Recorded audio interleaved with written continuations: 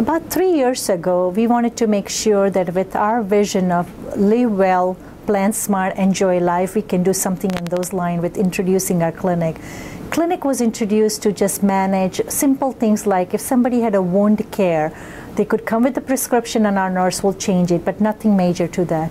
2 years ago, we wanted to expand the scope of it, and we introduced our Medicare certification in it, which is now licensed as a Department of Health Services as an outpatient clinic. What that means is we can bill Medicare for the services so residents do not have to pay privately for that. As we expanded the scope with Department of Health Services and making it a Medicare clinic, we were also able to add few insurances such as Secure Horizon and few other ones.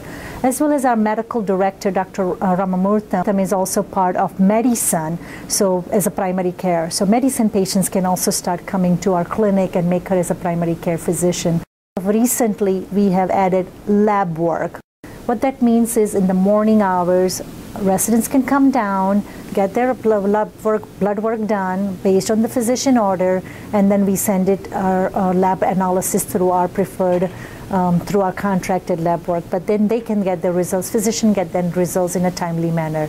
Very easy access. Many of our residents were telling us that they had to go to the laboratory nearby and wait for hours sometimes, especially if they're fasting, it was not convenient for them.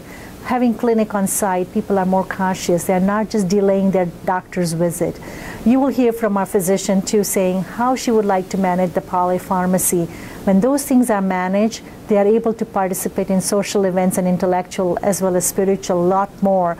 If they were sick, they would be spending more time in their unit rather than coming out and doing things that's good for their successful aging, living better, not just living longer. My major requirement in this clinic, no matter who you are, you come to my clinic, you have to bring all your medications with you. Anything that goes inside your mouth, whether it is over the counter or prescribed, whoever has prescribed it, you got to bring it, and I make a list so I am aware as to what medicines my patients are taking.